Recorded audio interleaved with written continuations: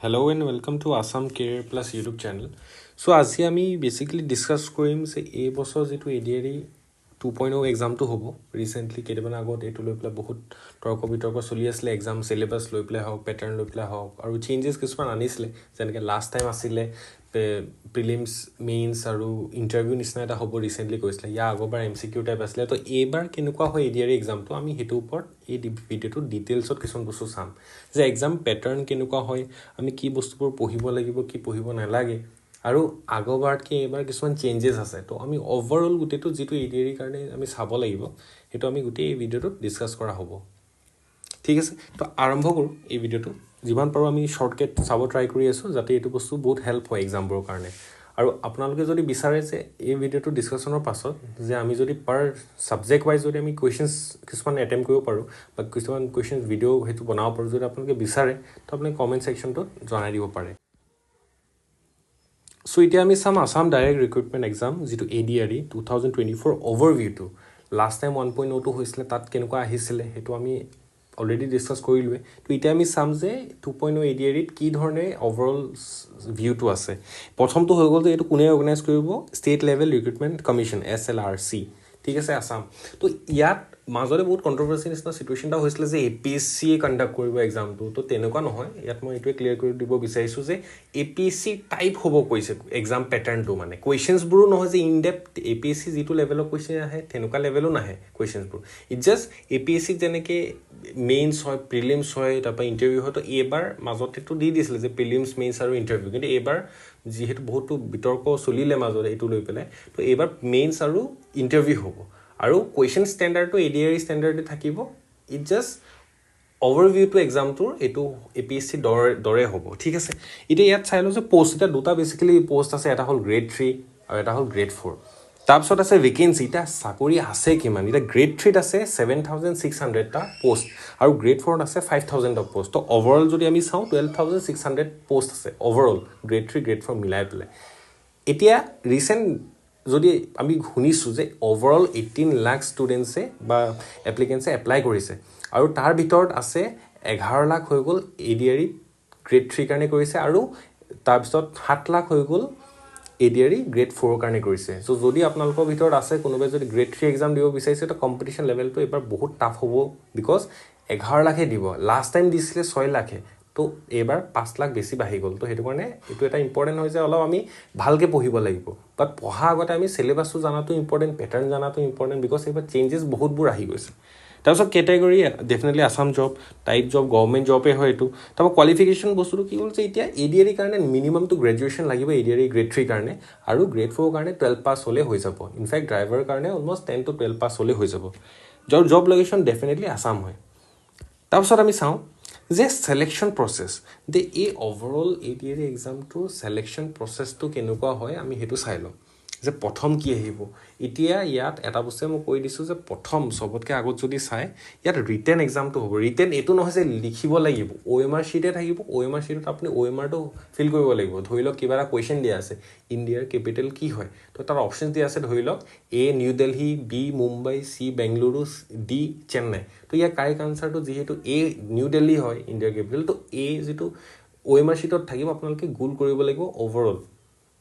গোল কৰি প্লে এটো দিব লাগিব OMR শীট ফিল আপ যেনেকৈ কৰে আপোনালোকে প্ৰপাৰ কে তেনেকৈ ফিল আপ কৰিব লাগিব তো ৰিটেন টু হেতু বুলিয়ে কোৱা গৈছে যে OMR শীটত MCQ টাইপ হ'ব বেসিক্যালি তাৰপিছত এই স্কিল টেষ্ট বুলি দিছে কি স্কিল টেষ্ট বস্তুটো কি এটো ইন্টাৰভিউতে আহি যাব স্কিল টেষ্ট যদি তাত ইন্টাৰভিউত আপোনালোকৰ স্কিল টেষ্ট বুলি দি দিছে কম্পিউটাৰ ৰিলেটেড কিছুমান বস্তু দেখাব কৈ দিছে বোলে আপোনাক কি কয় কিছুমান টাইপিং স্কিল চাইছে বোলে উইথ ৰেসপেক্ট টু ডিপাৰ্টমেন্টস কি বস্তু ইউজ হয় তো হেতু ৰিলেটেড আপোনালোকৰ স্কিল টেষ্টটো হ'ব পাৰে প্লাস লগতে এবাৰ আৰু এটা বস্তু ফোকাসত বহুত কৈ আছিল যে অসমীয়া ল্যাঙ্গুৱেজটো হিচাপে যাতে ফোকাসত থাকিব লাগে যে জানো কবলৈ জানো নট জাস্ট কবলৈ ৰিটেন লিখিবও জানিব লাগিব আৰু কিবা থাকিব যদি পেছেজটা আছে অসমীয়াত লিখা আছে তো আমি পঢ়িবও জানিব লাগিব স্মুথলি তো অসমীয়া ল্যাঙ্গুৱেজৰ ওপৰত বহুত স্পেসিফিকলি গুৰুত্ব দিয়া হৈছে স্পেশালি ইন্টাৰভিউত আৰু মেইনলি এক্সামবোৰ ওভাৰঅল এতিয়া যেটো ইংলিশৰ ওপৰতো অলপ ফোকাস দিয়া হৈছে বিকজ আগৰবাৰ যেটা আমি এটা সিলেবাসটো চাম তেতিয়া গম পাম যে কোড কি ডিফাৰেন্সটো আছে আৰু আগৰবাৰ কম্পেৰিজনত কি ডিফাৰেন্সটা আছে মই আপোনালোকক এই ভিডিওটোত পাছলে মই কৈ আছো তাৰপিছত আহি গ'ল ডকুমেণ্ট ভেৰিফিকেশ্যন চ' যিবোৰ ডকুমেণ্ট লাগিব বেচিকেলি 10 পাছ 12 পাছ হৈ লওক বা নহ'লে ডিগ্ৰী ডকুমেণ্টছ হওক passing certificate university passing certificate তাৰপৰা এটা এক্সটেণ্ডেড যিমান চাৰ্টিফিকেট আছে কিবা স্পেচিয়েল স্কিল চাৰ্টিফিকেট আছে নেকি তো সেইবোৰ ওপৰতো verification at the end of interview process যেতিয়া ছিলেকশ্যন হ'ব তাৰপিছত ইয়াৰ পৰা চোৱা যাব ঠিক আছে এতিয়া আগবাঢ়িছোঁ সবতকৈ ইম্পৰ্টেণ্ট বস্তু হৈ গ'ল যে ইয়াৰ চিলেবাছটো এতিয়া সবতকৈ প্ৰথম চাওঁ যে গ্ৰেড 3 চিলেবাছটো কি এতিয়া ইয়াত দিয়া আছে যে pattern for questions for its written ইয়াত আমাৰ ছাবজেক্ট হিচাপে দি আছে টপিক বা ছাবজেক্ট এতিয়া ইয়াত যদি মই অভাৰঅল চাওঁ অভাৰঅল যদি চাই চ' ছ'চিয়েল চায়েন্স বুলি নতুনকৈ ছাবজেক্ট এটা এড কৰা গৈছে তো এইটো আপোনালোকে ভয় খাব নালাগে যে ছ'চিয়েল চায়েন্স বহুত নতুন কিবা এটা ছাবজেক্ট যিবোৰ কাৰেণ্ট এফেয়াৰ্ছ বা জি কেত অলৰেডি কাৰেণ্ট এফেয়াৰ্ছবোৰ সোমাই আছে সেইটোৱে ডিভিজন কৰি দিছে এইবাৰ ছ'চিয়েল চায়েন্স হিচাপে আৰু ইয়াত কিমান আহিব 30টা কুৱেশ্যন আহিব আৰু পাৰ কুৱেশ্যন কিমান মাৰ্ককৈ থাকিব 1 মাৰ্ক তো ইয়াত এটা বস্তু মন কৰিবলগীয়া কথা এইটোৱে যে কুৱেশ্যনবোৰ আগৰবাৰ পৰীক্ষাত কি আহিছিলে 1.75 মাৰ্ককে আগৰবাৰ টোটেল কুৱেশ্যন বেলেগ আছিলে আৰু টোটেল মাৰ্ক একেই আছে এইবাৰো একেই আছে এইবাৰ পাৰ কুৱেশ্যন 1 মাৰ্ককে আছে এক্সেপ্ট ওৱান থিং এতিয়া আমি চাম কোনটো বস্তুত অলপ চেঞ্জেছ আছে জেনেৰেল নলেজ তাত 35টা কুৱেশ্যন আহিব আৰু তাত মাৰ্কছ কিমানকৈ কেৰি কৰিব 1 মাৰ্ককে কৰিব তাৰপৰা logical reasoning and mental ability basically reasoning ছাবজেক্টটো ইয়াত কেইটা কুৱেশ্যন আহিব 20টা আহিব আৰু পাৰ কুৱেশ্যনকৈ থাকিব 1 মাৰ্ককৈ তাৰপিছত আহি গ'ল জেনেৰেল মেথছ বা কোৱান্টছ আমি যিটো কওঁ সেই তাত আহিব 30টা কুৱেশ্যনছ আৰু পাৰ কুৱেশ্যন 1 মাৰ্ককৈ তাৰপিছত আহিব জেনেৰেল ইংলিছ যিটো বেচিক ইংলিছ হ'ব তাত আহিব 10টা কুৱেশ্যন 1 মাৰ্ককৈ আৰু সবতকৈ ডিফাৰেণ্ট বস্তুটো হৈ গ'ল যে reading comprehension and English language ইয়াত 25টা কুৱেশ্যন আহিব পাৰ কুৱেশ্যন 2 মাৰ্ককৈ তো ইয়াত যদি আমি ইনটু কৰি চাওঁ 25 into 2 তেতিয়াহ'লে আমাৰ 50 মাৰ্ক আহিব reading comprehension and English language তো ইয়াত অভাৰঅল যদি আমি এতিয়া এটা বস্তু মন কৰোঁ অভাৰঅল আমাৰ টাইমো চেঞ্জ হৈ গ'ল আগৰ পৰীক্ষাবোৰ 100টা কুৱেশ্যন আহিছিলে 175 মাৰ্ক আৰু টাইম পিৰিয়ড আছিলে 2 ঘণ্টা এইবাৰ ADRE 2.0 এইবাৰ টাইম পিৰিয়ড হৈ গ'ল 3 ঘণ্টা কুৱেশ্যনছ 100ৰ পৰা 150 কৰি দিলে আৰু টোটেল মাৰ্কছ কিন্তু একেই আছে তো ইয়াৰ পৰা আমি অভাৰভিউ এইটোৱে পাব পাৰোঁ চিলেবাছলৈ যে মাৰ্কছ এইবাৰ একেই থাকিব টোটেল মাৰ্কছ 175 থাকিব ফৰ গ্ৰেড 3 কুৱেশ্যনছ 100ৰ পৰা 150 কৰি দিলে টোটেল কুৱেশ্যনছ আৰু কুৱেশ্যনৰ মাৰ্কিংবোৰ অলপ বেলেগ কৰিলে যেনেকৈ মেক্সিমাম কুৱেশ্যন 1 মাৰ্ককৈ থাকিব আৰু 25টা কুৱেশ্যন 2 মাৰ্ককৈ থাকিব তো অভাৰঅল যদি আমি চাওঁ এতিয়া গোটেইটো যদি চাওঁ যে ছ'চিয়েল চায়েন্স আৰু জি কে যে overall current affairs general knowledge যদি আমি চাওঁ তো তাত অভাৰঅল 65 30 প্লাছ 35 হৈ যাব 65টা কুৱেশ্যনছ আহিব আৰু মাৰ্কছো 65 আহিব লজিকেল ৰিজনিঙত 20টা কুৱেশ্যন আহিব মাৰ্কছো 20 মাৰ্ক আহিব মেথছত 30টা কুৱেশ্যন আহিব মাৰ্কছো 30 আহিব আৰু জেনেৰেল ইংলিছ আৰু ৰিডিং কম্প্ৰিহেনশ্যন মিলাই পেলাই যিহেতু ৰিডিং কম্প্ৰিহেনশ্যন 50 মাৰ্ক আহিব 25টা কুৱেশ্যন 2 মাৰ্ককৈ আৰু জেনেৰেল ইংলিছ 10টা কুৱেশ্যন 1 মাৰ্ককৈ আহিব 10টা তো সেইটো হিচাপে ইংলিছৰ পৰ্চনটো এৰাউণ্ড 60 তো অভাৰঅল যদি চাই ইংলিছত 60 মাৰ্কছ জেনেৰেল নলেজ আৰু কাৰেণ্ট এফেয়াৰ্ছত 65 মাৰ্কছ আৰু লজিকেল ৰিজনিং আৰু মেথছত আহিব 50 মাৰ্ক তো এইবাৰ অভাৰঅল গোটেইটো গোটা মাৰ্ক দি দিছে যাতে এইটো কোনোৱে যাতে এটা পাৰ্ট এৰিব নোৱাৰে চবেই গোটেইকেইটা পাৰ্টতে এটলিষ্ট মোৰ দেন এভাৰেজ বা তাতকৈ ভাল 80% ইচ ছেকশ্যনত যদি উঠাব পাৰে তেতিয়া অভাৰঅল বেছি মাৰ্কছ আহিব চান্সেছ আছে আৰু এইবাৰ ধৰি লওক যিহেতু নিগেটিভ মাৰ্কিং সবতকৈ ইম্পৰ্টেণ্ট বস্তু নিগেটিভ মাৰ্কিং যিটো আমি পঢ়িব যাম এতিয়া আমি দেখাব যাম অলপ পিছত তো সেইটোৰ ওপৰতো বহুত ফ'কাছ দিয়া হৈছে বিকজ এইবাৰ কম্পিটিশ্যন হাই আৰু এটা বস্তু তেওঁলোকে আসাম গভৰ্ণমেণ্টে এই বস্তুটো ক্লিয়াৰকৈ কৈ দিছে যে এইবাৰ পৰীক্ষাটো আগৰবাৰ নিচিনা ইজি নহয় তো সেইটো কাৰণে এইবাৰ আমি অলপ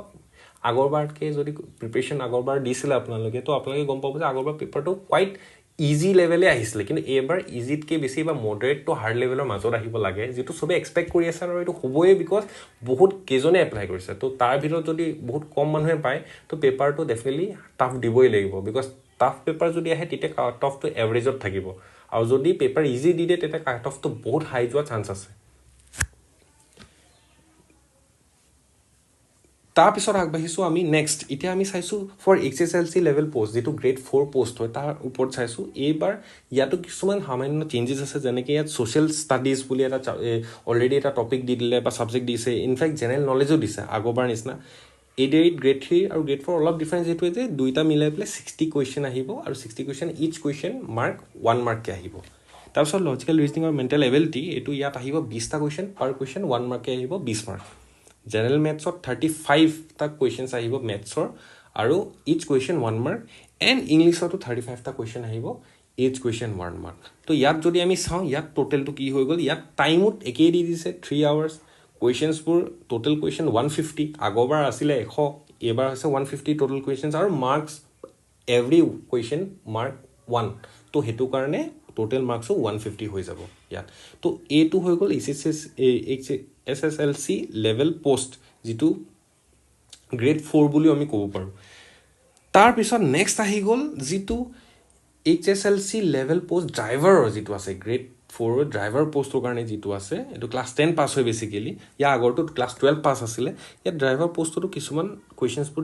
দিছে ইয়াত যেনেকৈ ছ'চিয়েল ছায়েন্স আহিব 20টা কুৱেশ্যন জেনেৰেল নলেজ আহিব 30টা কুৱেশ্যন লজিকেল ৰিজনিং আহিব আৰু মেণ্টেল এবিলিটি আহিব 20টা কুৱেশ্যন আৰু জেনেৰেল মেথছ আহিব 30টা কুৱেশ্যন জেনেৰেল ইংলিছ আহিব 30টা আৰু ৰোড ট্ৰান্সপৰ্টৰ ৰিলেটেডো কিছুমান কুৱেশ্যন আহিব সেইটো আপোনাৰ 20 যিহেতু ড্ৰাইভাৰ পোষ্টটো হয় তো আপোনালোকে এইটো এক্সপেক্ট কৰিব পাৰে যে ইণ্টাৰভিউ লেভেলত আপোনাক ড্ৰাইভিং ৰিলেটেড বহুত বস্তু সুধিবও পাৰে যদি ইণ্টাৰভিউ নিচিনা এনেকুৱা হয় আৰু লগতে আপোনাক ড্ৰাইভিং টেষ্ট স্কিল টেষ্ট হ'ব ইণ্টাৰভিউ নহ'লেও এইটো যদি আপুনি এক্সামটো পাছ কৰে আপোনাৰ স্কিল টেষ্ট হ'ব স্কিল টেষ্টত ডেফিনেটলি আপোনাক গাড়ী চলাব দিব অফিচিয়েল গভৰ্ণমেণ্টৰ অফিচিয়েল গাড়ী চলাব দিব পাৰে তো সেইটো কাৰণে আপোনালোকে সেইটোলৈও প্ৰিপেয়াৰ হৈ যাওক বিকজ অলপ ডিফাৰেঞ্চ আছে আপুনি নৰ্মেল এখন গাড়ী চলোৱা আৰু অফিচিয়েল গাড়ী কিছুমান চলোৱা তো তাৰ ওপৰতো আপোনালোকে প্ৰেক্টিছ কৰক লগতে এক্সামৰ কাৰণেও আপোনালোকে ভালকৈ চেষ্টা কৰক এতিয়া ছ'চিয়েল ছায়েন্স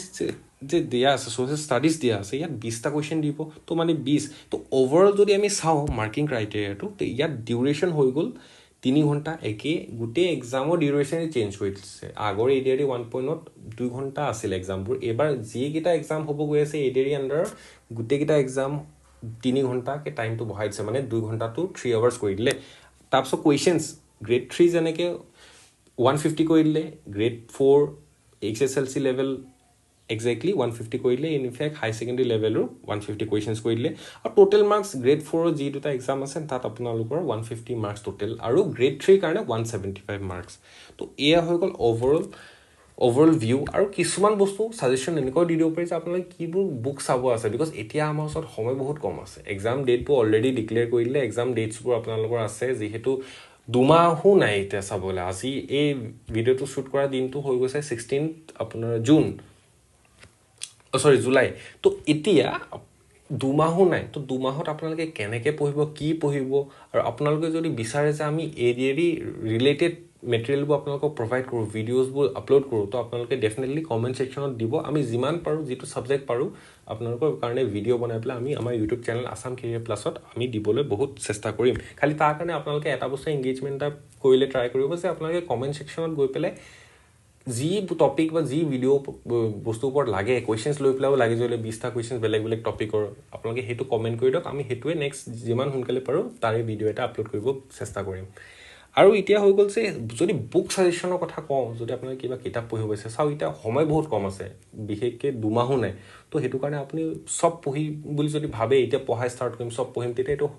পচিবলে নহয় বিকজ কোৰ্চটো চিলেবাছটো অলপ ভাষ্ট আছে যদি আপুনি এতিয়াই ষ্টাৰ্ট কৰিম বুলি ভাবে তো আপোনালোকক মই এইটোৱে কৈছোঁ কিছুমান স্পেচিফিক চেপ্টাৰ আছে যেনেকৈ ৰিজনিং চেপ্টাৰত ডাইৰেকশ্যন ব্লাড ৰিলেশ্যন হৈ লওক চিটিং এৰেঞ্জমেণ্ট হৈ লওক এলফাবেট ছিৰিজ হৈ লওক তাৰ এক্সেক্টলি ছেইম মেথছত কিছুমান চিম্প্লিফিকেশ্যন আছে প্ৰফিট এণ্ড লছ আছে তাৰপৰা DI নিচিনা কিছুমান চাম আছে আৰু বেছিক যিবোৰ ট্ৰিগন'মেট্ৰি বস্তুবোৰ আছে তো সেইবোৰ কিছুমান চেপ্টাৰবোৰ আপোনালোকে লাহেকৈ চামছ কিছুমান কৰিব লওক যে ধৰি লওক এভৰি চেপ্টাৰত আপুনি 20টাকৈ যদি চাম কৰিব ষ্টাৰ্ট কৰি দিছে তো আপোনাৰ এটলিষ্ট আগবাঢ়ি থাকিব তাৰ লগতে কাৰেণ্ট এফেয়াৰ্ছৰ কাৰণেও যদি আপোনালোকে চাই কিছুমান আছাম ইয়েৰ বুক হয় বা নহ'লে লুচেণ্টৰ GK হয় বা আছাম ৰিলেটেড স্পেচিফিক কিছুমান বুক যদি আপোনালোকে ফ'ল' কৰে আছাম হিষ্ট্ৰী ৰিলেটেড যদি কিছুমান কিতাপ ফ'ল' কৰে তো তেতিয়া আপোনালোকৰ কাৰণে এটলিষ্ট ষ্টাৰ্ট কৰিব হওক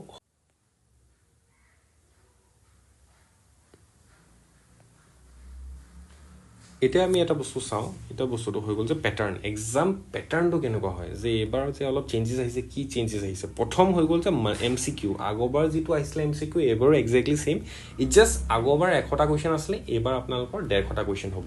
আৰু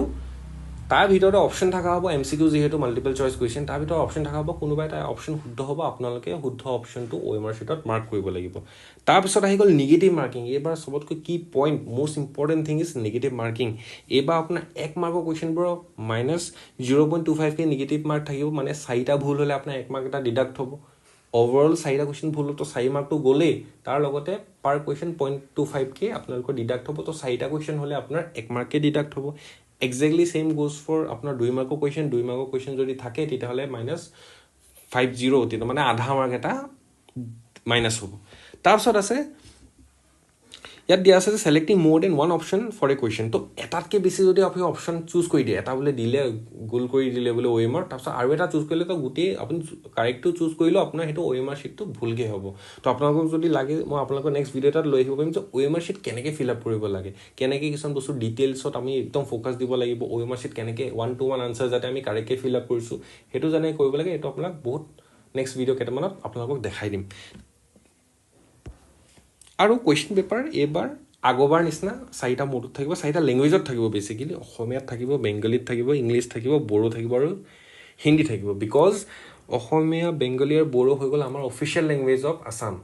এলং উইথ এছমিছ বড়ো আৰু বেংগলীও হয় অফিচিয়েল লেংগুৱেজ তাৰ লগতে ইংলিছটো ডেফিনেটলি এইটো থাকিবই আৰু লগতে হিন্দী যিহেতু অভাৰঅল আমাৰ ইণ্ডিয়াৰ ৰিলেটেডো যদি আমি চাওঁ তো হিন্দীটো বেছিকৈ চলে তো সেইটো কাৰণে হিন্দীও as a mode of language হিচাপে এই পেপাৰখনৰ কাৰণে চুজ কৰা যাব তো আশা কৰিছোঁ আপোনালোকে আজি যিটো ভিডিঅ'টোৰ পৰা ভালেমান ইনফৰ্মেশ্যন গেডাৰ কৰিলে আৰু all the best two everyone যোনে প্ৰিপেয়াৰ কৰি আছে এতিয়া আৰম্ভ কৰক বিকজ সময় একদম কম আছে আৰু এই কম সময়ত যাতে আপোনালোকে বহুত ভালকৈ প্ৰিপেৰেশ্যন কৰি এইবাৰ ADRE উলিয়াই সেয়াই আমাৰ পিনৰ পৰা বেষ্ট উইচেছ থাকিলে তো thank you so' much and please subscribe to Assam career plus YouTube channel thank U